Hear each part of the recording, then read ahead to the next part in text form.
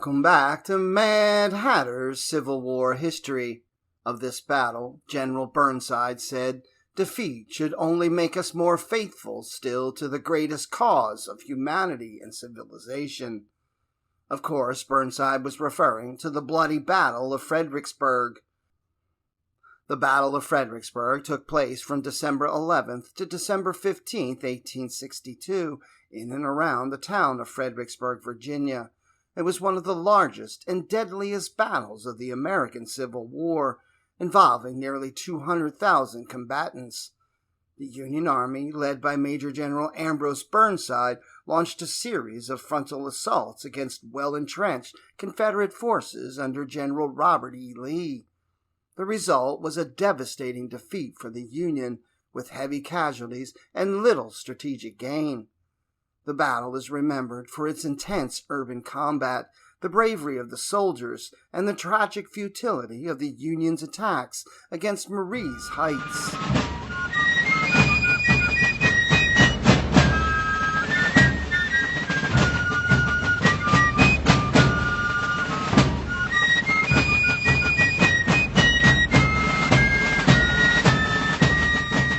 Word spread like wildfire through the camps of the Army of the Potomac during the second week of November 1862.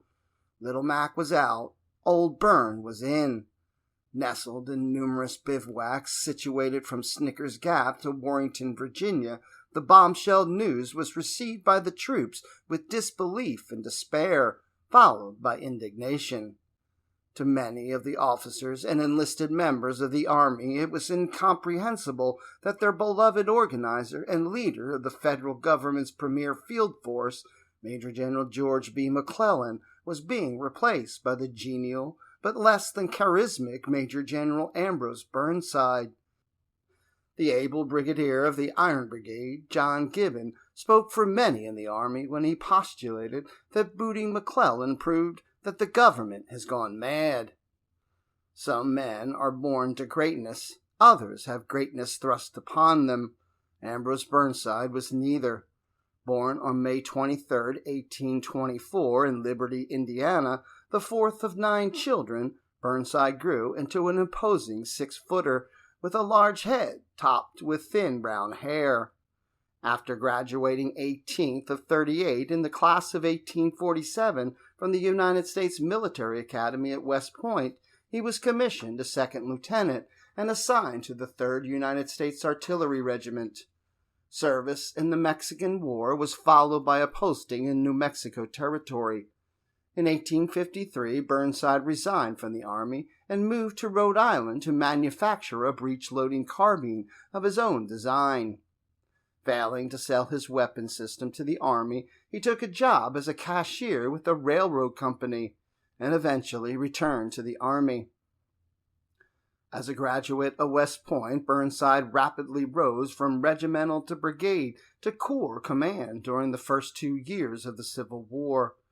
His most distinguished achievement was his able handling of an amphibious operation along the North Carolina coast in 1862, against a greatly inferior enemy force. His reward was a promotion to Major General and an offer from President Abraham Lincoln, after the failure of McClellan's mismanaged Peninsula campaign, to command the Army of the Potomac. Burnside turned down the offer, explaining that he was not up to such an important task. Nevertheless, even after his uninspired performance at the Battle of Antietam, the government prodded him to take charge of the main Union Army in the East. This time the general, known mostly for massive sideburns that curved around his lips into a full mustache, reluctantly accepted the post. The choice of the transplanted Rhode Islander was puzzling to many, since he clearly did not feel competent to hold the job. Nothing in Burnside's prior service had demonstrated strategic genius or originality. But given his senior rank and the fact that the North's leading politicians had no strong objections to his appointment, Old Burn got the top spot almost by default. Burnside realized that the government wanted a rapid march on Richmond. As a result, his army would not be allowed to go into winter quarters, as was normal in November. He formulated a plan and sent it to Major General Henry Halleck, General-in-Chief of the Union Army, on November 9th, the same day that he took over command of the Army of the Potomac. Burnside advised Halleck that he would take the most direct route to Richmond by moving from Warrenton to Fredericksburg, Virginia, crossing the Rappahannock River near Falmouth, and heading straight for the Confederate capital 50 miles farther south. Simultaneous with the advance of the main army, feints would be carried out in the direction of Gordonsville and Culpeper Courthouse, in the hopes of confusing the enemy as to the real objective of the Union campaign. On November 14th, Burnside received the go-ahead from the President to put his plan into action.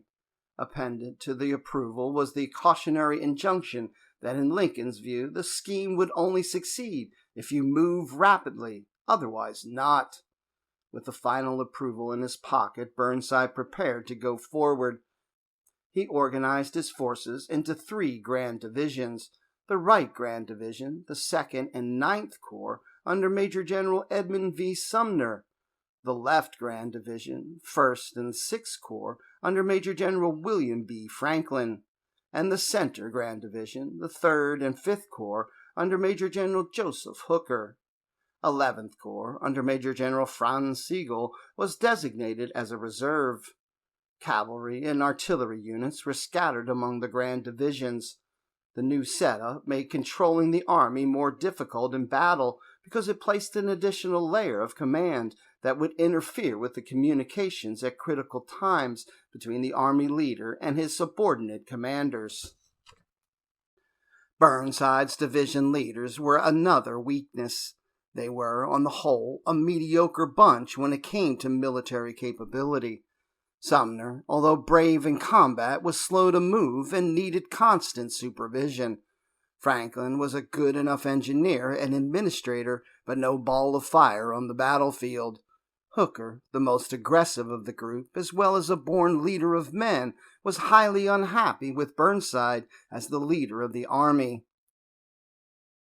On November 15th, the 112,000-man Army of the Potomac began its journey from Warrenton to Fredericksburg.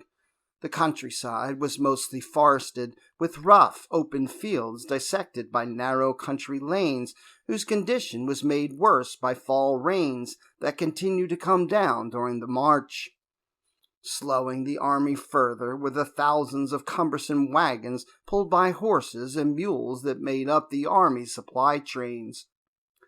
Poor roads, mud, and high attrition rate of the animals assured that the wagon trains could not keep up with the infantry, who frequently found themselves blocked by the masses of horse-drawn vehicles.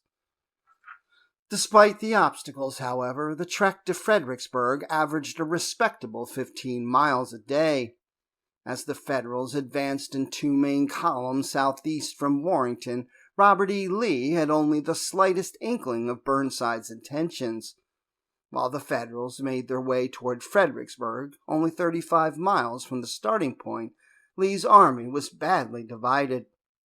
30 miles to the west at Culpeper Courthouse was Lieutenant General James Longstreet's 41,000-man 1st Corps. In the Shenandoah Valley, 75 miles northwest of Fredericksburg, at Winchester, stood Lieutenant General Thomas J. Jackson's 38,000-strong 2nd Corps.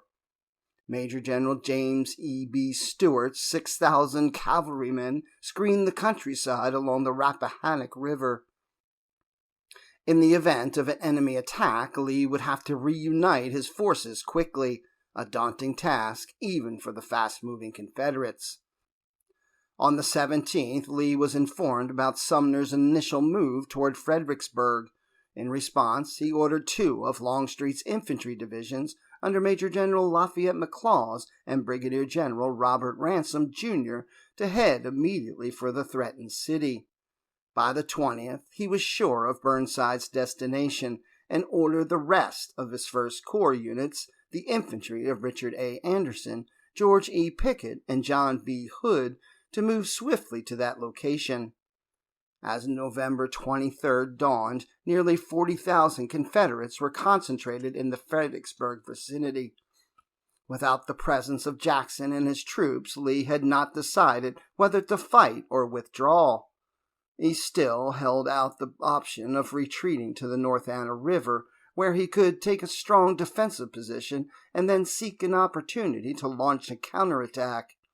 He decided to wait for the enemy's next move and the arrival of Jackson before making up his mind about the course to pursue. By then, Sumner's division had reached the town of Falmouth, just 3 miles north of Fredericksburg on the north shore of the Rappahannock. After Burnside arrived, Sumner requested permission to cross the river and occupy Fredericksburg, which appeared to be empty of Southern forces.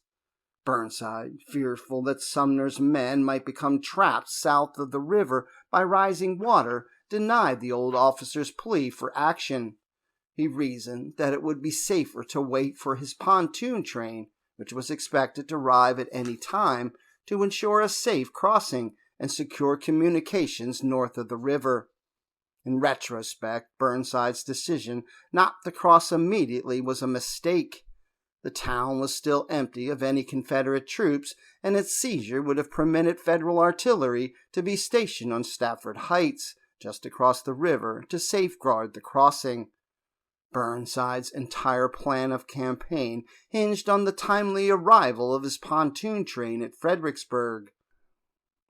A series of poorly written orders, little initiative or understanding by junior officers of the importance of the boats in the campaign, and a lack of needed parts prevented the pontoon train from reaching Falmouth until November 27th, even though the original order had been drafted on November 6th. The critical delay in the arrival of his pontoons added to the uncertainty about the whereabouts of Jackson's corps convinced Burnside not to storm across the river at once. While the Army of the Potomac dithered on the north bank of the Rappahannock, Lee ordered Jackson to transfer his force from the Shenandoah Valley to Fredericksburg. Starting on November 21st, Jackson's foot cavalry marched 175 miles in 12 days to reach the rest of the army. With the two armies now facing each other across the Rappahannock River, Lee was mystified by his opponent's inaction. "What the designs of the enemy are, I do not know," he said. While Lee tried to decipher the enemy's plans, both sides built winter quarters and suffered alike from cold weather, shortage of supplies, and boredom. Pressure on Burnside to reignite his campaign continued coming from the northern press, politicians, his own officers, and even President Lincoln himself. Looking for a way to strike a blow before the full impact of winter halted all military operations, the general considered storming the enemy positions 12 miles downriver from Fredericksburg, but scrapped the plan because of the difficulty of achieving the element of surprise while moving the needed number of men and supplies to the point of attack. Meanwhile, the Confederate Army continued preparing defensive positions behind Fredericksburg. Longstreet's corps took up positions at Taylor's Farm, opposite Beck's Island in the Rappahannock, and along the high ground south of town. On the Lansdowne Valley Road, Longstreet's columns linked up with Jackson's corps. Jackson stretched his division along the military road to Hamilton's Crossing. Stuart's cavalry was posted on Jackson's right to guard the flank and keep watch on the road to Port Royal. The morning of December 11th saw the temperature stand at a frigid 25 degrees, with dense fog hanging over the area. The Federals planned to cross the 400-foot wide river that morning by constructing pontoon bridges at 3 points along a 2-mile stretch. The northernmost point would be the site of 2 parallel pontoon bridges comprising the upper bridge, just to the north of Fredericksburg. The 50th New York Engineer Regiment was assigned this task. The second bridge, known as the Middle Bridge, was built by the 15th New York Engineer Regiment. It stood about 1 mile south of the upper bridge and connected the southern fringe of the town. The southernmost structure, the lower bridge, was located a mile south of the middle bridge and a quarter of a mile south of Deep Run. Sumner's right Grand Division would cross at the upper bridge, Hooker's center Grand Division at the middle span, and Franklin's left Grand Division debouched from the lower bridge. Supporting the crossing were 183 cannons under Brigadier General Henry J. Hunt. These guns were placed on the 30 to 50-foot high bluffs known as Stafford Heights, which ran along the Federal side of the river for 5 miles. The artillery had 3 missions: drive the entrenched Confederates from the hills west of town, prevent enemy forces from massing on the plains opposite the lower bridge, and suppress enemy opposition to the bridge building and subsequent movement of friendly forces across the river. At around 6 a.m., all the bridges were more than half completed.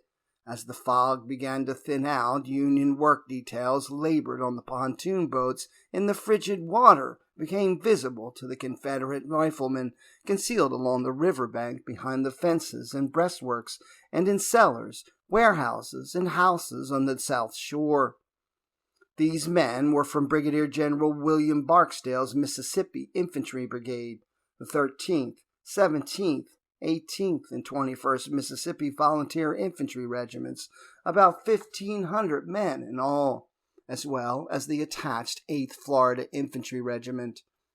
They had been placed in the town by Lee to slow down any Union crossing of the Rappahannock in order to gain time for the Southern Army to meet the enemy south of the city. As the engineers labored to finish their task, Barksdale's men poured unrelenting small arms fire into them.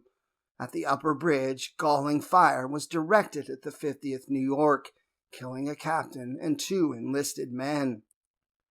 Supporting fire from skirmishers of the 7th Michigan and 19th Massachusetts Infantry Regiments did nothing to drive away enemy riflemen who were protected by the still considerable fog. The bridge parties had to repeatedly abandon their work and seek cover on the Federal side of the river on account of enemy fire. At the middle bridge, Confederate snipers rushed from behind their hiding places and were joined by 2 companies of infantry to fire at the hapless engineers, wounding 6 and piercing the pontoon boats in many places. Here, too, construction was temporarily suspended. By contrast, the lower bridge faced an empty plain with only token opposition, and the structure was completed by 9 a.m. However, owing to the delay at the other crossing points, Burnside pushed back Franklin's crossing until 4 p.m. When the Federal infantry failed to dislodge the enemy sharpshooters, the mission was given to the artillery. Union batteries roared into action and began putting down heavy suppression fire. Whenever the deadly musketry ceased, Union engineers went back to work on the bridges, only to be driven away again by renewed Confederate fire. This went on for most of the day. With the artillery bombardment a failure, Hunt proposed to Burnside that infantry be sent across the water to root out the murderous rebel riflemen.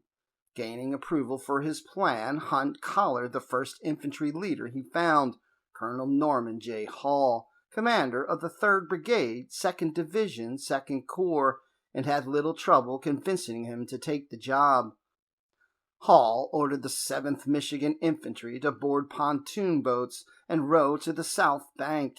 Some 70 Wolverines composed the first wave.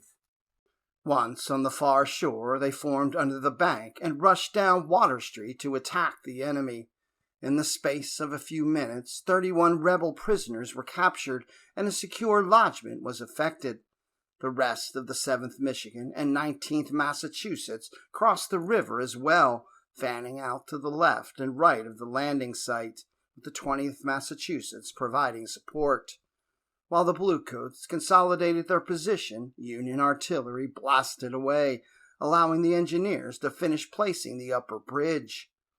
With the upper bridge complete, the original Union amphibians were joined by the 42nd and 59th New York Infantry and the 127th Pennsylvania. In columns of 4, shoulder to shoulder, the Federals advanced into Fredericksburg, all the while being fired upon by Confederates hiding in adjacent buildings and alleyways. At the corner of Caroline and Fauquier Streets, the 20th Massachusetts ran into sweeping fire from the 21st Mississippi, which was acting as a rear guard for the Confederate withdrawal from the city. Slowly, the Unionists gained ground, but had a huge loss. The 20th Massachusetts incurred 113 killed and wounded out of 335 engaged. By nightfall, the complete withdrawal of Confederate forces from Fredericksburg ended perhaps the bloodiest street fighting of the entire war. With the coming of night, the Federals controlled Fredericksburg, but any satisfaction they derived was nothing compared with the satisfaction that Lee felt. The delay caused in taking the town had allowed Jackson's division to join him on December 12th. It appeared that Burnside was determined to attack the entire Southern army in its well-defended positions just below Fredericksburg. Beginning at sunrise on the 12th, the entire Army of the Potomac started to cross the Rappahannock and deployed to the west and south of town. The passages of the Union troops throughout the day brought a wave of looting and destruction to the once prosperous city. Burnside's battle plan for the 13th was to seize the military road running along the Confederate front and split Lee's army in two. Early in the morning, Burnside set imprecise orders to Franklin that could have been interpreted as an instruction to attack the enemy right or merely to make a diversion toward Prospect Hill below Hamilton's Crossing. 2 of Hooker's divisions were to remain near the lower bridge to support Franklin. In the meantime, Sumner was told to take Marye's Heights in the center left of the opposing line, just to the east of Fredericksburg. Early on the 13th, Lee's right was still vulnerable. All of Jackson's troops had not yet gotten into position. But by the time Franklin initiated his move, 35,000 Confederate soldiers and 54 artillery pieces covered the open plain, which was difficult to negotiate because of the presence of drainage ditches and muddy fields. One glaring weak point was a 600-yard wide gap between Brigadier General James H. Lane's North Carolina Brigade on the left and James Archer's mixed Alabamians, Georgians, and Tennesseans on the right. Major General Ambrose P. Hill, the division commander, assumed the swampy and thickly covered undergrowth would deter any Federal attack on that portion of the field. Just in case, he placed an infantry brigade under Brigadier General Maxcy Gregg a quarter of a mile to the rear. Around 9 a.m., the fog that had shrouded the southern portion of the Fredericksburg battlefield began to lift. Its dissipation heralded the Federal attack, which was led by the 5th Corps Division of Major General George G. Meade. Meade felt his lone outfit would be able to take but not hold the area around Prospect Hill. Resigned but determined, Meade's command marched from Smithfield and approached the Richmond Stage Road. As the Federals came closer, they were observed by Lee, Longstreet, Jackson, and Stewart. One of the latter's subordinates, Alabama-born Major John Pelham, Stewart's horse artillery leader, got permission from his chief to take a single 12-pounder Napoleon and advance beyond friendly lines to engage the oncoming enemy's left flank. Moving toward the Union columns, Pelham unleashed shots from his single gun, cutting down dozens of the enemy. Pelham was soon joined by a Blakely rifled piece. In retaliation, 5 Union batteries zeroed in on 2 enemy cannons.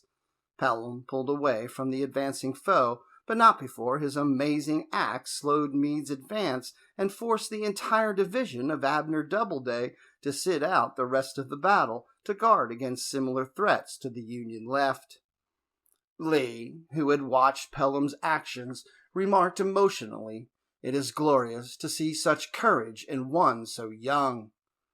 With the departure of Pelham, Meade's and Gibbon's divisions resumed their movement toward Prospect Hill.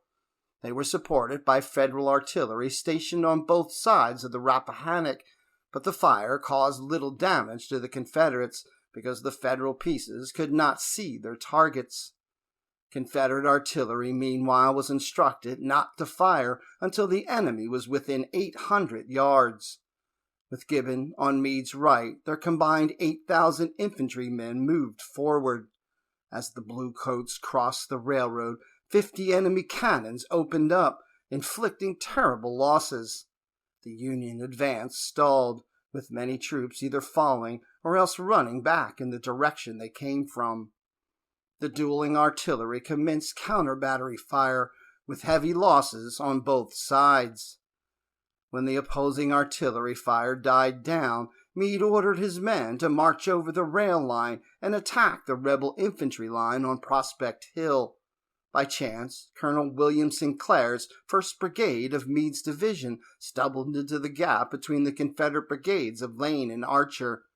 The difficult terrain caused the brigade to split apart and prevented any coordination between the different regiments. Nevertheless, the disorganized Federals charged into the unprepared positions held by Gregg's South Carolinians, sparking savage hand-to-hand fighting. Gregg was mortally wounded at this time. Meade's men were astride the military road and set to cleave Lee's army in half, as planned by Burnside. The 13th and 2nd Pennsylvania Reserve Regiments reached the crest of Prospect Hill and were in position to flank Archer's command. Caught in a crossfire, Archer's formation was partially destroyed and forced to retreat. Despite breaching the Confederate line, Meade's assault was losing momentum, and his fragmented regiments were advancing in the face of withering musket fire from Lane's Tar Heels, who themselves were being flanked on their right. Fortunately for the Federals, Gibbon's division finally entered the fight. He sent 2 of his brigades forward, but under effective fire from Lane's men, the advance sputtered to a halt. Gibbon then committed his 3rd Brigade. This carried the Federals over the railroad and initiated close-quarters fighting, the bayonet being freely employed by both sides. Lane's men were forced back. Although Meade had pierced the enemy line and Gibbon was pressing the Confederates hard, the tide of the battle was about to turn. The unflappable Jackson committed Major General Jubal Early's hard-fighting division. Archer's unit was reinforced by Colonel Edward N. Atkinson and Robert F. Holt's brigade, while the Virginia Brigade under Colonel James A. Walker closed the gap left open between Lane and Archer. Earlier that morning, Longstreet had kidded Jackson about the ocean of blue that was massing before them. "Are you not scared by the file of Yankees you have before you down there?" asked Longstreet. The laconic Virginian had replied without a trace of humor. "Wait till they come a little nearer, and they shall either scare me or I'll scare them." As the Union wave crested and started to recede, Meade begged for reinforcements from Brigadier General David Birney's 1st Division, 3rd Corps. Although this division had been sent across the Rappahannock to help in the attack, it would never enter the battle. By 4 p.m., all the gains achieved on the Federal left were given up, and the tattered remains of the attacking force withdrew to the shelter of the Richmond road, whence the assault had been launched. On this part of the field, the Confederates had lost 2,338 men to the Federals' 3,340. With encouraging reports about Franklin's apparent success on the Union left, Burnside decided to start an attack on the Confederate left, directed at the formidable position on Marye's Heights. The Federal advance would have to travel over mostly open ground along 2 thoroughfares, the Telegraph and Orange Plank roads, to reach their objective. Unknown to the Union commander, Telegraph Road became a sunken road as it wound around the base of Marye's Heights. The 4-foot-high stone fence along each side of the road made excellent fortified positions that could conceal 1,000 men. In the area of the roads, as well as on Telegraph Hill and Marye's Heights, the Confederates had placed 37 artillery pieces to cover the approaches to the heights. making it even more difficult for the attackers. An unfinished railroad cut south of the stone wall guarded the flank. Stationed behind the stone wall was Georgia Brigadier General Thomas R. Cobb's brigade of McClellan's division. In support, 200 yards behind Marye's Heights, were Brigadier General John R. Cook's men of Ransom's division. Ransom's own brigade lay within close proximity, while the rest of McClellan's men held the area south of Hazel Run. Richard Anderson's division anchored the left flank. Burnside sent orders to Sumner to push a column of division or more along the plank and telegraph roads, with a view of seizing the heights in the rear of town. The troops that were tasked to carry out the directive were the men of Brigadier General William H. French's 3rd Division and Brigadier General Winfield S. Hancock's 1st Division of Major General Darius N. Couch's 2nd Corps. The 3rd Division of Couch's command, Brigadier General Oliver O. Howard's 2nd Division, would stand fast and guard the upper part of Fredericksburg against a possible Confederate incursion. Around noon, French's men moved out on the designated roads leading to Marye's Heights, just as the Confederate artillery started lobbing shells into Fredericksburg. Driving Confederate skirmishers before them, Brigadier General Nathaniel Kimball's brigade crossed the canal and reformed under the cover of the west bank, taking heavy losses from the enemy artillery. Kimball's men then charged and reached the swale 100 yards from the stone wall before being ripped apart by rifle fire from Cobb's infantry and projectiles from the Washington artillery battery. Kimball was wounded, and his men could advance no farther. Kimball's brigade lost at least 1/4 of its original strength in the attack. As Kimball advanced, Ransom moved Cook's men up to Marye's Heights. Another of French's brigades, that of Colonel John W. Andrews, 150 yards behind Kimball's command, was cut to pieces, as was the last of French's units, Colonel Oliver H. Palmer's brigade. Entire Union companies fell at once to the devastating hurricane of fire coming from the Confederate line ahead of them. As the advance of French's troops stalled, Cobb was mortally wounded in the thigh by a Federal artillery shell or sniper shot. Earlier, he had received a note from Longstreet advising him to fall back if pressed. "Well," said Cobb, "if they wait for me to fall back, they will wait a long time." The rebels behind the stone wall had little time to mourn their fallen leader. More Yankees from Hancock's division were storming out of Fredericksburg and heading in their direction. Colonel Samuel K. Zook led Hancock's lead brigade along the railway cut, and despite losing 1/3 of his men, managed to get to within 100 yards of the stone wall. Closely following Zook was the Irish Brigade under command of Brigadier General Thomas F. Meagher. The 1,200 Irishmen crossed the mill race at about 12:30 p.m. while being mauled by the Gray artillery. Somehow a few of the Gales came to within 25 yards of the stone wall and continued trading shots with the rebels. By that time, 3 of the 5 regimental commanders were out of action due to wounds. Lee, watching the determined assault, worried aloud to Longstreet at the strength of the enemy attack. "General," said Longstreet, "if you put every man on the other side of the Potomac on that field to approach me over the same line and give me plenty of ammunition, I will kill them all before they reach my line." Hancock's last outfit, Brigadier General John C. Caldwell's 2,000-man strong brigade, followed its brother units into the maelstrom. Soon after it started, Caldwell's advance broke apart, falling precipitously back to Fredericksburg. By late afternoon, the remnants of French's and Hancock's commands found themselves pinned down and unable to go either forward or back due to the intense enemy fire. The only evidence of their gallant assault was 3 planted strands of colors drooping unattended in no man's land.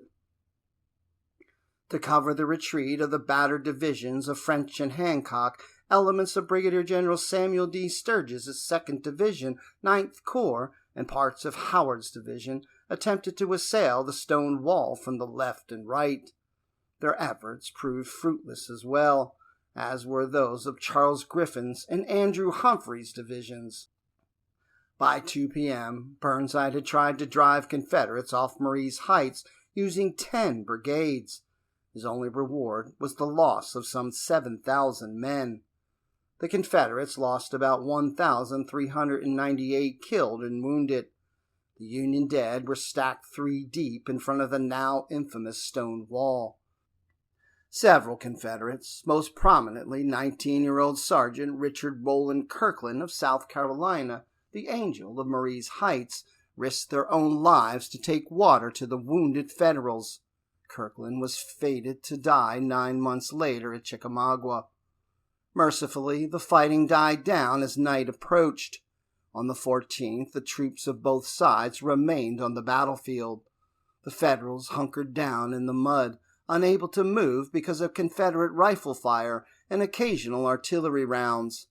Incredibly, Burnside contemplated renewing the attack on the 15th, but after seeing the condition of his army, he ordered a general withdrawal across the Rappahannock.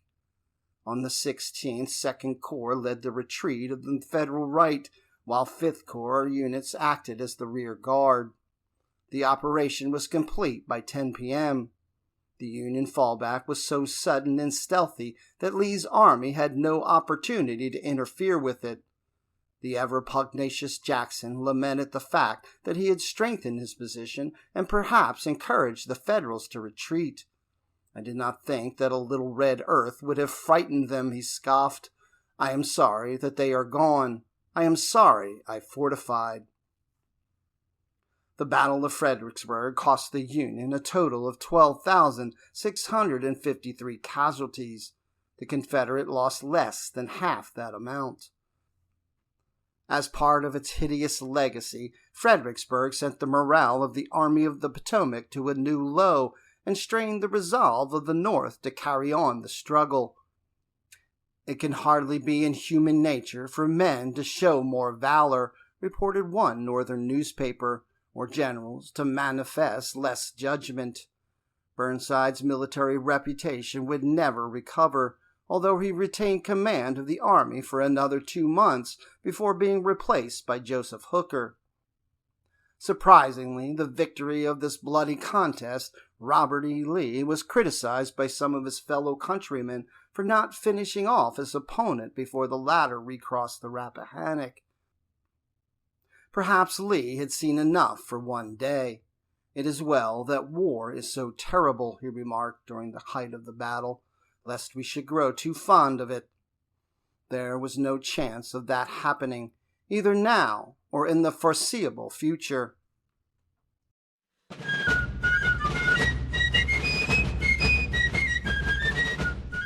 Thanks for watching this episode of Mad Hatter's Civil War History. Like, follow, and click the bell for notifications to ensure you see all of the latest content. As always, let me know if there's any other important events of the American Civil War you would like me to address.